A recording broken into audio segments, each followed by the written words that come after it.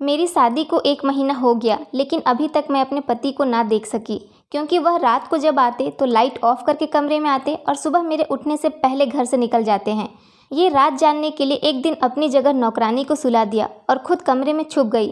जब लाइट जलाई तो मेरी चीखें निकल गई, क्योंकि अचानक से आने वाली नींद के झोंकों ने मेरी बंद आंखों को खोलने पर मजबूर किया था। मैं पिछले 4 घंटे से अपने कमरे में बैठी अपने पति का इंतजार कर रही थी। अब तो बैठ बैठ कर मेरी कमर में भी दर्द शुरू हो चुकी थी। जब यूं ही जमाई लेते हुए घड़ी की तरफ नज़र दौड़ाई तो रात के करीब 1 बज रहे थे। मेरे तो होश उड़ गए थे।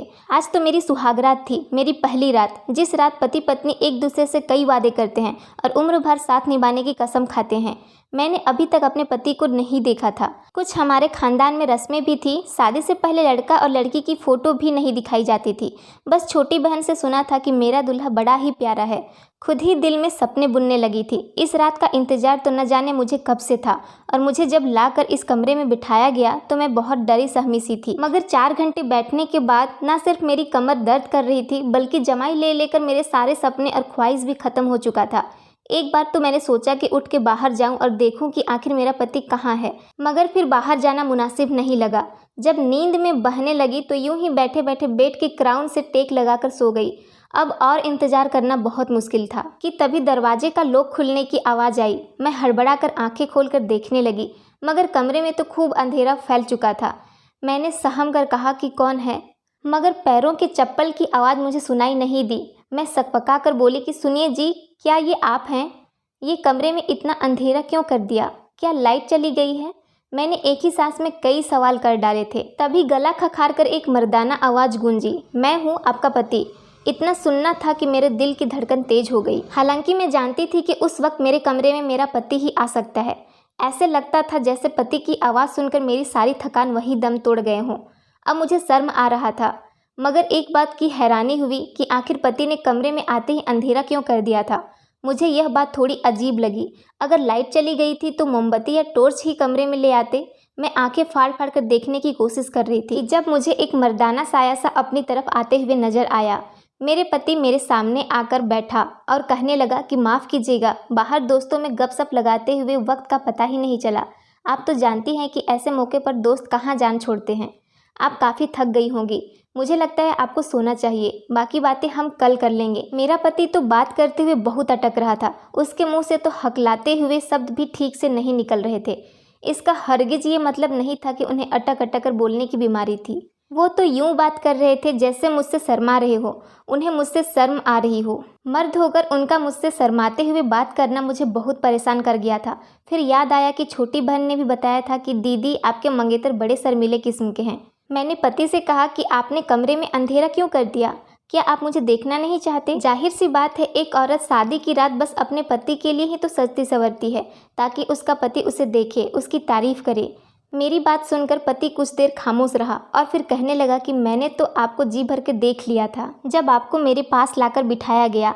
आप बहुत खूबसूरत हैं और हमारे यहाँ एक रस्म है, मुझ पर किसी ने जादू करवाई थी ताकि मेरी शादी ना हो सके। इसलिए पंडित जी ने बताया कि तुम्हें कुछ दिन तक रात को अंधेरे में पत्नी के पास जाना है। मुझे ये बात बड़ा अजीब लगा था, मगर उस वक्त मैंने इस बात को सच मान लिया, क्योंकि पहले ही रात किसी बहस में नहीं पड़ना चाहती थी।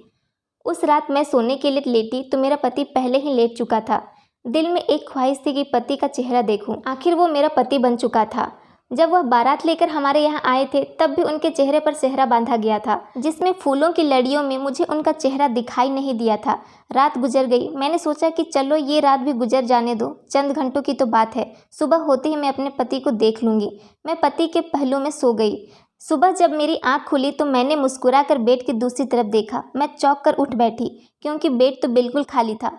वहाँ पर मेरा पति नहीं था। वॉशरूम भी खुला था। मैं हड़बड़ा कर उठ गई और कमरे से बाहर निकल आई। बाहर आकर देखा तो मेरी सास परेशान सी बैठी थी। मुझे देखकर उनके चेहरे पर फौरन मुस्कुराहट छा गई, मगर उन्होंने कुछ पढ़ते हुए मुझे इशारों से अपने पास आने को कहा। मैं उनके पास गई और साथ साथ आसपास अपने पति को भी देख रही थी कि वह कहाँ चले गए। मैं सास के पास गई तो उन्होंने फौरन मुझे फूंक मार दी। शायद वो कुछ पढ़ रही थी और वह मेरे लिए ही पढ़ रही थी जो उन्होंने मुझ पर पढ़कर फूंका था। यह देखकर मुझे पति की बात याद आने लगी। शायद ये मेरे और मेरे पति के लिए ही था। लगता था सचमुच में उन पर कोई जादू हुआ है, तभी तो सास भी मुझ पर कुछ पढ़कर फूंक रही थी। मैंने उनके पास बैठते ही सवाल किया कि वो कहाँ है। मुझे तो कहीं कमरे में नजर नहीं आए। तो सास दूसरी तरफ देखते हुए कहने लगी, बेटा वो काम पर जा चुका है। मैंने घड़ी की तरफ देखा तो सुबह के 7 बज रहे थे और ऑफिस का वक्त 9 बजे से शुरू होता है, फिर 7 बजे वह कैसे चले गए। मेरी सास मेरी नज़रों को देखकर सवाल समझ चुकी थी और कहने लगी कि बेटा उसके काम का कोई पता नहीं है, वो अपने दोस्तों के साथ मिलकर कारोबार करता है और दिल जब चाहे तब घर से निकल जाता है। तुम नाश्ता कर लो। मुझे यह बात बड़ी अजीब लगी। मेरा दिल चाहा सास से पूछूं क्या पति की शादी में मर्जी नहीं थी। ना ही रात को उन्होंने मुझसे कोई बात की थी और ना ही वो चेहरा दिखाएं। कैसे चले गए भला? कोई अपनी शादी के अगले दिन ही काम पर जाता है क्या? मैं इसी सोच में गुम थी कि सामने वाले कमरे से एक लड़का निकला। मैंने उठकर देखा और जल्दी से अपना दुपट्टा सर पर ले लिया। मेरी सास मुस्कुराकर कहने लगी कि बेटी ये तुम्हारा देवर है। मैंने सरसरी सी नज़र दौड़ाकर उनको नमस्ते किया तो वो आंखों से ही जवाब देकर वहाँ से बाहर चले गए और सारा दिन यूं ही गुजर गया। मैंने नोट किया था कि मेरी सास काफ़ी परेशान दिखाई दे रही थी, जबकि वो तो मिजाज की बहुत अच्छी औरत थी। हमारा रिश्ता होने के बाद वह कई बार हमारे घर आई थी। मैंने उनके चेहरे पर कभी उदासी देखी ही नहीं थी। थोड़ी देर में भी वह बहुत खुश मिजाज थी। मैं तो बहुत खुश थी कि चलो सास बहू में खूब जमेगी, मगर वो तो मुझसे बात भी गोया ख्यालों में डूबी हुई करती थी। मैं जब बुलाती तो ख्यालों से निकलकर मेरी तरफ देखने लगती। इस घर में मेरे पति, सास के अलावा मेरा एक देवर भी था। हम 4 लोग यहाँ पर रहते थे। मैं शाम में अपने पति के आने की राह देख रही थी। बिल्कुल नई नवेली दुल्हन की तरह सज संवर कर बैठी हुई थी, मगर तभी दरवाजे पर दस्तक हुई। मैंने फौरन मुस्कुराकर दरवाज़ा खोला तो सामने मेरा देवर रामू खड़ा था। वो मुझे यूं खड़ा देकर हड़बड़ाते हुए नजरें चुरा लिया। मैंने भी उसे नमस्ते किया और वापस अंदर आ गई। बहुत रात हो चुकी थी। बार बार मेरी नज़रें घड़ी पर जा रही थी। न जाने मेरा पति कहाँ रह गया था। सास ने ज़बरदस्ती खाना भी खिला दिया। देवर भी वहीं खाना खा रहा था। मुझे महसूस हुआ कि जैसे वो मुझे चोरी चोरी देख रहा है। मैंने जब उसकी तरफ देखा तो वह बौखला कर नज़र ही बदल दिया और फिर आधा खाना छोड़कर घर से चला गया। मेरे दिमाग में बहुत से ख्याल आ रहे थे। मैं यूं ही बैठी सोच रही थी कि आखिर क्या वजह थी। दिल घबराने लगा तो बालकनी में खड़ी होकर रोने लगी। आंखों से आंसू बह रहे थे। शायद मैं उसको पसंद नहीं आई थी। वो मुझसे नफरत करते थे या फिर उनके दिल में कोई और था। मैं अभी यूं ही खड़ी रो रही थी कि तभी कमरे में खूब अंधेरा फैल गया। हल्की रोशनी बालकनी के बल्ब की थी, जिसे मैंने यूं ही जलता छोड़ा और फिर कमरे में चली आई। श्याम दूसरी तरफ मुंह किए बैठे थे। मैं आज हर बात क्लियर करना चाहती थी, इसलिए बिना कुछ कहे पति के पास जाकर बैठ गई। मेरा कंधा पति के कंधे के साथ लग गया तो वह फौरन मुझसे इतना दूर हुए कि उनका कंधा दोबारा मेरे कंधे के साथ ना लग सके। मैं पति से हर बात क्लियर करना चाहती थी कि आखिर वो मेरे साथ ऐसा क्यों कर रहे हैं। मैंने एक बार फिर पति की तरफ देखा और डरते डरते पति का हाथ थाम लिया। मेरी हाथ महसूस करते ही फौरन श्याम ने अपना हाथ छुड़वाया और उठ खड़े हुए। दूसरी तरफ मुंह मोड़ के कहने लगे कि जो भी बात करनी है जल्दी करें, मैं थक गया हूँ, मुझे नींद आ रही है। पति की बातें मेरी आंखों में आंसू ले आए थे। मैं बोली कि क्या आप किसी और को पसंद करते हैं? अगर ऐसी बात थी तो आपने मुझसे शादी क्यों की? पति फौरन गला खखार कर बोले कि मैं किसी और को पसंद नहीं करता, बस मेरी एक मजबूरी है। ना ही मैं आपको अपना चेहरा दिखा सकता हूँ, ना ही मेरे पास वक्त है जो आपके पास बैठकर मोहब्बत भरी बातें करूँ। मुझे भी गुस्सा आ रहा था। आखिर ये कौन सी मजबूरी थी कि मेरा पति मुझसे दूर भागे जा रहा है और मैं उसके पास आने की कोशिश करती रहूं। उस दिन के बाद कई दिन यूं ही गुजर गए और सारी रात मैं यूं गहरी नींद में सोती कि मेरी आंख फिर सुबह ही जाकर खुला करती थी। सारा दिन पति घर से बाहर रहता था और दूसरी तरफ मुझे न जाने क्यों महसूस होने लगा कि जैसे मैं किसी की नज़रों में हूँ, लेकिन जब मैं इधर उधर देखती तो कोई नज़र नहीं आता था। एक बार मैं शाम की चाय बनाकर अपनी सास के कमरे में जाने लगी तो उनकी आवाज़ सुनकर वहीं रुक गई। वो शायद किसी से फ़ोन पर बात कर रही थी। बार बार वो एक ही शब्द दोहरा रही थी। पता नहीं कौन था, लेकिन मेरी सास उससे विनती कर रही थी। न जाने मेरी सास को कौन ब्लैकमेल कर रहा था। मैंने जब उनके कमरे का दरवाज़ा खटखटाया और कमरे में दाखिल हुई तो वो फ़ौरन फ़ोन बंद करके अपने आंसू पोंछने लगी। मैंने उनके रोने की वजह पूछी तो वो कहने लगी कि उनका भाई उनसे नाराज़ है। कई साल हो गए हैं उनसे सीधी मुंह बात ही नहीं कर रहा है, ना ही कभी उनसे मिलने आता है। वो उनकी फ़ोन पर रो रो कर विनती कर रही है। मेरा दिल अपनी सास की बात सुनकर उदास हुआ था, मगर उसके बाद जो सच्चाई मेरे सामने आई मैं दंग रह गई थी। चंद दिन बाद ही सास की बहन उनसे मिलने आ गई। मुझसे भी बड़े प्यार से मिली, खाना भी हमारे साथ खाया। मैंने महसूस किया था कि सास और देवर दोनों को खाना नागवार सा लग रहा था। मेरा देवर तो खाना खाते खाते ही अपने कमरे में चला गया और जब देवर के ये तेवर मौसी ने देखा तो वो मेरी सास से कहने लगी, तुमने रामू का रिश्ता बचपन से ही मेरी बेटी से तय किया था। अब तुम मुझे बताओ कि कब तुम मेरी बेटी को बहू बनाकर लाओगी। मेरी सास अपनी बहन को टाल मटोल कर रही थी। मुझे यह महसूस हुआ कि जैसे वो रामू की शादी अपनी बहन की बेटी से नहीं करना चाहती। अगले दिन मेरी सास अभी सो ही रही थी कि मौसी जाग गई। मैं किचन में अपने लिए नाश्ता बना रही थी, तभी मौसी भी वहाँ आ गई।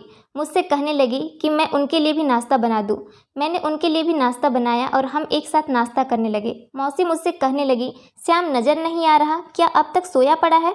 कल से मैं आई हूँ, उस लड़के को मिलने की इच्छा भी नहीं हुई। मैंने कहा वो सुबह सवेरे अपने काम पर चले जाते हैं। कहने लगी, चलो सुबह चला जाता है तो रात को वापस कब आता है? मैंने कहा वो बहुत देर से आते हैं। मेरी बात पर मौसी खामोश हो गई थी, फिर अपनी चाय पीने लगी। मुझे एकदम से अपनी सास के भाई का ख्याल आया तो मैंने भी जिक्र कर दिया। मैंने कहा, आपके भाई साहब किस बात पर इतना ज़्यादा नाराज़ हैं कि रोज़ मेरी सास उनसे विनती करती है लेकिन वो अपनी बहन पर जरा भी तरस नहीं खाते। मेरी बात सुनकर मौसी हैरत में पड़ गई। कहीं कौन सा भाई? हमारा तो कोई भाई ही नहीं है, हम बस 2 बहनें ही हैं। बस यह सुनकर मैं दंग रह गई थी। आखिर मेरे सास का कोई भाई नहीं था तो वो रो रो कर किससे विनती कर रही थी कि वापस आ जाए, एक बार उनसे मिल ले। मौसी भी नाउम्मीद हो गई थी और मेरी सास कहने लगी कि रामू उस लड़की से शादी नहीं करना चाहता था। मैंने कहा क्यों?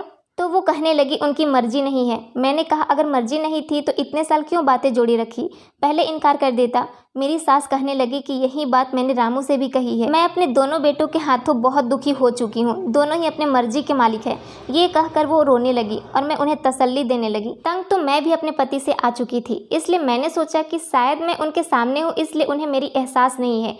क्यों नहीं कुछ दिन के लिए अपने मायके चले जाऊं ताकि उन्हें मेरी कद्र हो। इसलिए जब एक दिन बहुत ज़्यादा दिल बेचैन हुआ तो मैं अपनी सास से पूछी और चली गई और सोचा अपनी माँ से भी तो जाकर पूछूं कैसे मर्द से शादी करवाई है जिसने अभी तक अपना चेहरा अपनी पत्नी को नहीं दिखाया। मैं तो जानती ही नहीं थी कि वहाँ पहुँचकर मुझे कैसा धक्का लगने वाला है। जब मायके के दरवाजे पर पहुँची तो तभी एक कुरियर आया। वो हमारे घर के बाहर था। मैंने उसे बोला किसका पेपर आया है और टटोल कर देखने लगी। उस पेपर पर तो मेरा ही नाम लिखा था। जब खोलकर मैंने अंदर मौजूद पेपर पढ़ा तो मेरे पैरों के नीचे से ज़मीन निकल गई। मैं अपने मम्मी के घर जाकर अपने कमरे में चली गई। सारा दिमाग, सोचने समझने की क्षमता, सब कुछ खत्म हो चुका था। मेरे साथ कौन सा खेल शादी के नाम पर खेला जा रहा था। जो पेपर मेरे हाथ में थे वो देखकर जो हकीकत मुझ पर खुली थी, मैं चकरा कर रह गई। पूरे दिन मैं अपने घर पर ही बैठी रही। मैंने अपनी छोटी बहन से कहा वो मुझे मेरे पति की फ़ोटो दिखाए जो कि शायद उसने शादी के मौके पर खींची थी, क्योंकि मैंने तो अब तक अपने पति को देखा ही नहीं था। मेरी बहन ने मुझे एक फ़ोटो दिखाई जो खाना खाते वक्त ली गई थी। वो बहुत अच्छा और नौजवान लड़का था। मैं कोई भी बात अपने मायके में बताना नहीं चाहती थी।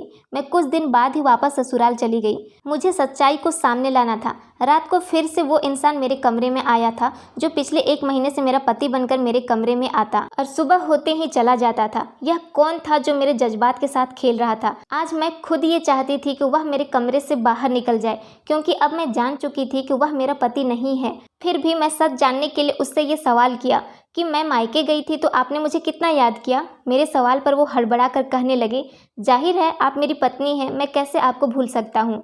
मैंने कहा मुझे आपको देखना है। आज मैंने शादी की फ़ोटो में आपको देखा था, वो मेरी बहन ने खींची थी, इसलिए दिल में आया है कि 1 महीना गुजर गया है, मैं आपको क्यों ना देख लूँ। मैं नहीं मानती ऐसे किसी भी जादू को। अब आप खुद लाइट जलाइएगा या फिर मैं जला दूँ। वो कहने लगे कि मैं पहले भी आपसे कह चुका हूँ कि मेरा इलाज चल रहा है और आप इस इलाज को सच मानती हैं या झूठ, लेकिन मैं ये इलाज करवाए बिना आपके सामने नहीं आऊँगा।